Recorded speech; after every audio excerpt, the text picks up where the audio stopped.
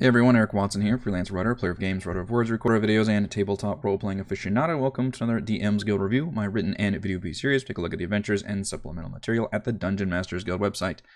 This video will be reviewing the player class, the Scion, designed by Darel Dominguez for Dungeons & Dragons 5th edition. This review has been sponsored by the publisher, and a review copy has been provided for the purposes of this review. If you are interested in a sponsored review, please reach out via email, Twitter, or Discord, or my submission form at roguewatson.com. And if you enjoy my content, consider using my affiliate links for your online shopping and supporting me via patreon.com/roguewatson. The Scion is, when I first started reading it, it seemed like it was just a combination of wizard and cleric and warlock craziness, multi-class. But once I got through with it, I realized this is basically just a martial version of a warlock. So if a ranger is the martial version of a druid, and a paladin is the martial version of a cleric, the Scion is definitely the martial version of a warlock. It even basically uses the same spell casting system, although it doesn't literally use pact magic. It calls it planar magic. But in terms of having very, very few spells known and spell slots, and yet those spell slots recharge on a short rest. However, the Scion is more equipped to fight in melee. In terms of how this class is thematically set up, you are drawing power from like divine sparks or divine energy from the multiverse, from multiple planes of energy. It's kind of, I couldn't really nail down where exactly they get their power, but it's definitely not a patron thing like warlocks do. It's more like you're studying just the outer planes and where the divine energy and all this different energy comes from, and that powers you up. And you can either, you're always in service of a church also, kind of like a cleric, because paladins, you make the oath. You don't necessarily have to be get your power sets from a god. You can just have it be from your oath. This is more like a cleric, where you're specifically tied to some kind of a very organizational church that draws power here. Although you're also like studying texts, so it's kind of wizardy in that way. But since this is the whole thing is just one class, we can actually do a little bit of a deep dive into how it works. So you have a D8 of hit points, no armor proficiency except for shields, but we do have martial weapons. You are pretty much a frontline fighter, although a D8 hit points makes you more squishier, more like a monk. I believe what rangers, fighters, paladins, all those are D10, paladin, barbarian D12. So you don't have armor, which you might be thinking, well, wait a minute, this isn't going to work. But you do have Sacred Knowledge, which essentially gives you a powered-up version of mage armor. And the way it powers up is it can either scale to your dex or your intelligence, and it gives you basically a free cast of that spell once per long rest. So basically, you always have mage armor on. I don't know, I haven't done the math to see if that's better or worse than wearing armor, but hopefully at least can give you like the equivalent of like a medium armor maybe. But it does have the unfortunate benefit of you can't really wear magic armor basically, because you don't have those proficiencies, but you do have a shield proficiency. And also at first level you gain a fighting style, so again you're more like a fighter or ranger in that way. You have some that exist already, like 2-weapon fighting, great weapon fighting, and dueling, and then others that are specifically like variants of ones that already exist but are planar version. So planar defense, I believe, is the same thing as, I forget if it's called protection or something else. Protection is the one that gives you disadvantage if an ally's attacking. Whichever one gives you +1 AC. This is that one, but it's just like, hey, while you've got your mage armor on, you get +1 AC. Planar fists means you can kind of add monk into your crazy multi-class hybrid. And planar warrior gives you just an additional cantrip to be able to use that you can use your intelligence on. By the way, this does use intelligence as the spellcasting stat, which is a big thumbs up. I'm always in favor of seeing that, because I think intelligence is a weirdly underused kind of a dump stat. I mean, obviously it's used for a lot of skills, which is good, but in terms of pure combat and most classes, unless you're a wizard or an artificer, you really aren't going to prioritize intelligence more often than not. Okay, maybe Arcane Trickster and Eldritch Knight, you do a little bit of intelligence there. But in this case, you do want a pretty good intelligence, because you've got pretty damn good spells. You don't actually get spellcasting until 2nd level, and your spellcasting is more, again, akin to like a ranger or a paladin, in that you don't have, you're not a pure caster, and even you don't have as much spellcasting power as a warlock would, because a warlock, they can cast spells at 1st level, and then their spell slots scale up. I believe it's every other level until they reach 5th level, and then they kind of cap out, and then they have to take like they get 1 per 6th level spell, 1 per 7th level spell with the Arcanum, which by the way, this has the exact same Arcanum system. Instead, you gain a new, your spell slots scale up every 3 levels. So you cap out at 3rd level. So once you reach 9th level in the Scion, you're not going to get better spell slots. But you do get a really damn good list of spells. Command, Cure Wounds, Detect Magic, Hex, Ice Knife, Jump, Shield of Faith, just for 1st level. 2nd level, Shadow Blade, Misty Step, Hold Person, Enhance Ability, Darkness. These are all really, really great spells that most people use. Counterspell and Dispel Magic at 3rd level. At 4th level, Banishment, Dimension Door. I mean, it's just almost just the core laundry list of spells are really, really freaking good. Whereas a lot of, Ranger and Warlock and Paladin, they get some that a lot of spells are just like, oh, okay, these, I'm never going to use these kind of a thing. So really good spell list. And at 2nd level, also, you gain basically your class-defining traits, which is these sigils. So, which I think is a neat idea. So the Sacred Sigil at 2nd level, as a bonus action, you can mark a creature, kind of like you would with a Hex. You turn it on, and that creature is then marked. It doesn't take a spell slot or anything. In that way, it's more like the Ranger, Monster Slayers, Hunter's Prey ability. I believe it's called Slayer's Prey, one of those.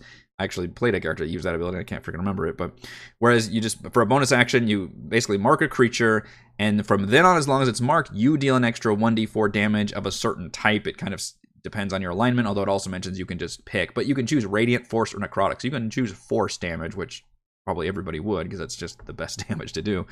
And you're always dealing that more damage. There's no concentration. The only limit is it has to be within 60 feet of you, and obviously you can't drop unconscious. And then at some point, you can choose to consume the sigil to deal basically a burst amount of damage, a number of d8s equal to the max number of times you can use this ability, which is per short rest, which starts off at 2 and eventually goes all the way up to 6 once you reach tier 4.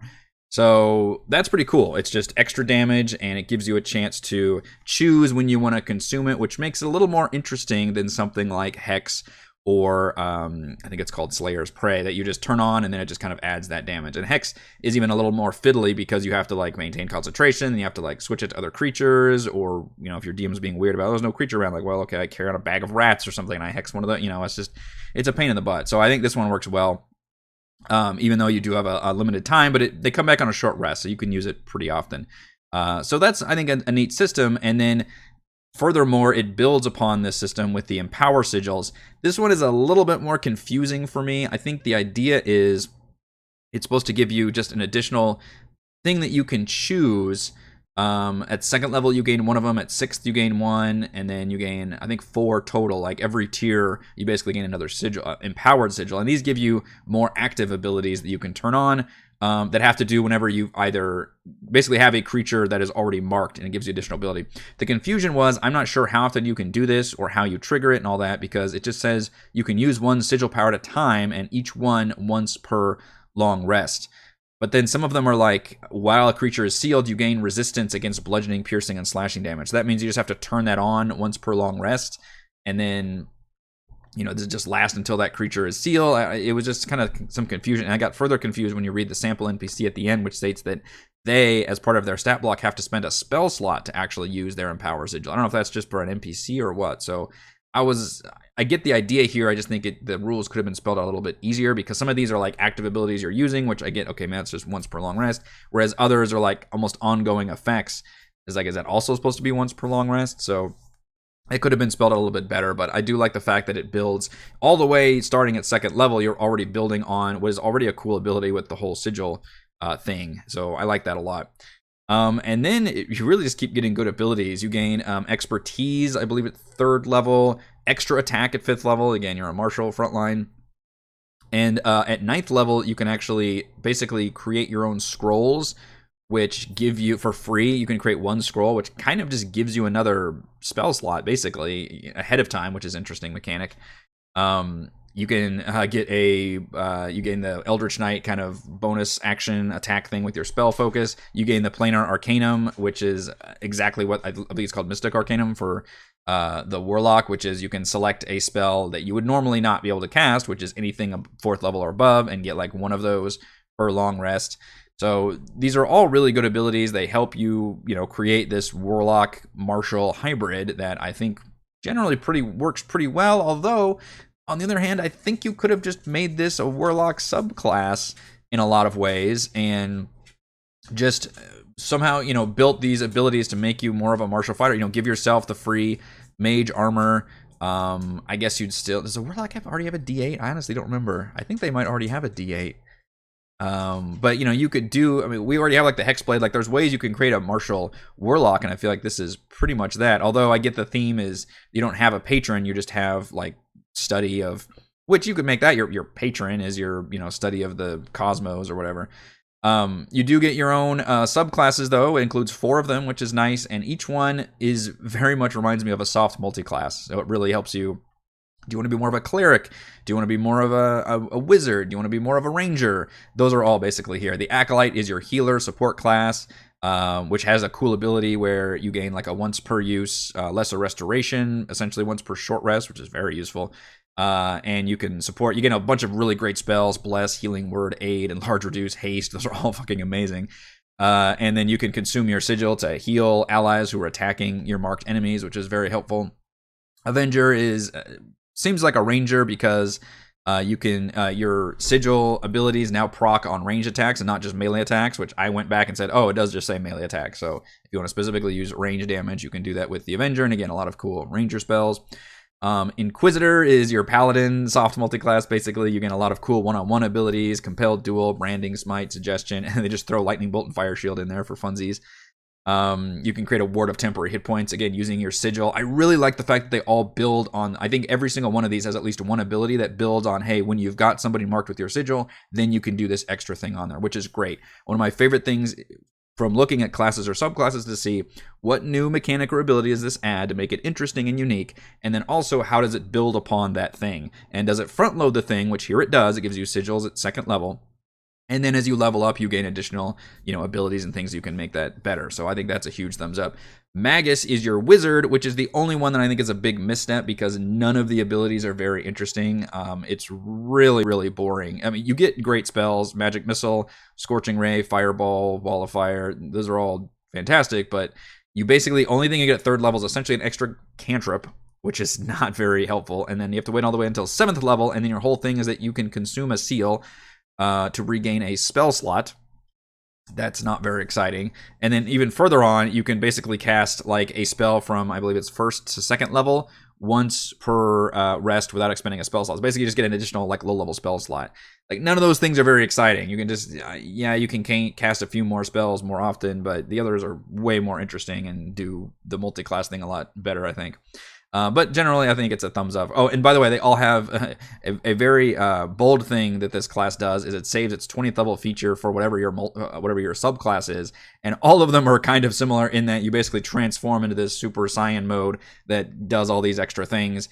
It's always hard to comment on what a freaking level 20th ability is. A lot of people like undersell them. To me, that's when you go crazy because you're level 20. Just let your players go absolutely insane. Casting counterspell at the lowest level out, basically at will, is a pretty great version. So they all do similar things where whatever your thing is, you become level 20 and you're a superpowered version of that thing. We get some new spells. There's 6 new spells and 3 new backgrounds. The spells are fine. I love the Sigil of Judgment, and I wish more of them were kind of along that line where it built upon that theme of you putting these sigils down, especially out of combat, because obviously it's built in for combat right now.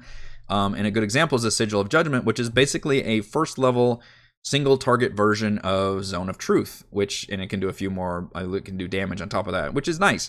I think it would have been better instead of doing these generic kind of, mists that can teleport people around, or a fire whip attack, which is cool, but doesn't necessarily lend itself to the ability to mark different creatures and have those effects do different things like Sigil of Judgment does. So great new spells. I wish we had more that were like that and less that were just kind of generic spells. The backgrounds, however, are all fantastic. They do a good job of giving me an idea of, okay, how would I create this character? What would their backstory be like? How do I wrap my head around what this character's background was up until now, and what their personality would be, and traits and bonds and flaws? We get all those tables here, and one of them is you're like a super zealot. You are, in fact, the feature is zealotry, the true believer. You absolutely believe in your cause. The opposite of that is the order dissident, where you actually are kind of coerced in doing this. Maybe you were forced into this church and you don't even know. You still have the powers and you possess that stuff, but you're you're not a true believer at all. You're not really feeling it. And the lower keepers, you're just super into the study of everything. You're kind of the wizardy, nerdy part of it, which again is interesting. But I guess that's how it scales off intelligence and not charisma. And I guess I can see why this isn't a new class, because you want to scale off intelligence. But I think it'd be okay if we started having subclasses the way that Pathfinder does, where it's like, hey, you're going to take the subclass, and now instead of this stat being your thing, you're now choosing this stat as your thing. I would like to see that more than just a whole separate class, because one thing I do like about D&D 5th edition is it has fewer classes, but once you level up to about 3rd level, some of them are 1st, some are 2nd, then you can choose your more specialized subclass. And I think that works really well and is a nice onboarding system versus having to choose between like 30 different classes that Pathfinder has. But I would like to see a bit of wiggle room to say that, hey, you're going to start off as a warlock, but if you want to, because we're picking it at 1st level, if you want to pick the Scion, then instead of using charisma, you would use intelligence, because your patron isn't based on that. It's based on the, planes and things. So I think there could have still been an argument for having this be a subclass versus an entirely new class, just because it copies so much off of the warlock and just makes a slightly martial version of it that it doesn't feel necessarily like it needed to be its own separate class. We do get a sample NPC here. It's CR2. It's fine. I mean, it's good to have, and doesn't really provide a whole lot of story or anything, but it gives you a good idea of how to run this character. It's actually pretty damn complicated for a CR2. It's got all these multiple, the whole sigil thing. It would honestly probably be too much for me to run an NPC using this. I would probably just have it, I don't know, just be able to do a sigil on somebody and then be able to explode it at some point. And then there's the only thing the player could do is try to get away from it before he does that, before he consumes it, which might be an interesting mechanic, or just take him down because he's got 50 hit points. All right, let's go over my pros and cons for the Scion. Pro, Sacred Sigils is an interesting feature that builds on the Warlock Hex in fun ways. I do like the core mechanic of this class. The fact that you are, as a bonus action, you're placing these marks, these sigils on enemies, and then that automatically starts proccing on your damage. You're doing more damage on there, but basically it's you casting that, whatever that paladin spell, divine weapon or something, that adds that little bit of extra damage on there. But you can also choose to consume it at a later time to then explode that damage for a lot more, and maybe that would be more mileage, or you just want to try and kill somebody right then. So it's just a little more interesting. And then you've got all these other things that build upon it depending on what subclass you are. You can do all these different things. I especially like the one where you can heal somebody else if they've attacked to right. That's just some cool tactics you can work in there. Pro, the 4 subclasses offer useful specializations and soft multi-class opportunities. While I did think the wizard one was not very interesting, I at least appreciated the fact that each one of them very much is inspired by, hey, what if you want to be more of a ranger? What if you want to be more of a cleric, et cetera, et cetera? And at least the other 3 work very, very well and have very cool abilities. And Pro, it includes 6 new spells and 3 thematically appropriate backgrounds. I wish the spells were a little more interesting, but I still appreciate that we got new ones. The backgrounds, I think, are all very appropriate, and I love having all these different, trade spawns and flaws tables. Anytime you have a new class, having new backgrounds, I don't expect it, but it's a very good thumbs up, because it further helps me, figure out in my head how to make this character, not just from the mechanical side of it, but from the actual, the role-playing side of it. Cons, I was going to list some grammatical errors and run-on sentences and everything. I ultimately deleted it, but I do want to call that out, as this entire product really needs an editor to go through and just clean up some of the words. The reason I didn't is because it's only in the descriptive parts, so like where it describes the Scion or where it describes like the NPC. There's just some awkward sentences and some run-on sentences and everything that I was very turned off by. But then once you get to the actual class mechanics, which is 80% of this supplement, that all disappears. So basically they do a good job of just being pretty clear and concise on all the rules and the descriptions of the abilities, with the exception of what I will put as a con is the Empower Sigil ability. I was confused about how exactly that works. Are these, you turn on one of these and does it turn off if that the sigil ends and you get only one per long rest, but you can choose each one, so you have to keep up with each one individually? Or is it you have each Empower Sigil, you have the Empower Sigil ability once per long rest? You need to spell that stuff out. Maybe I'm just being overly dumb, but I think That could have been explained just a little bit better in terms of how that specific feature works, but I like the idea of it, which is, hey, in addition to letting you do the sigil thing, now you can also do an extra thing on there. You can shove people backwards. You can just do even more damage. You gain resistance or something, all while they're marked by that sigil thing. So that is pretty neat. All right, final verdict. The Scion is an interesting and powerful martial warlock hybrid that perhaps could have worked better as a warlock subclass. Thank you to everyone for watching this video review. You can see my written review at roguewatson.com. You can watch more reviews and follow our own D&D adventures here on my YouTube channel. And you can support my work at patreon.com/roguewatson. Thank you.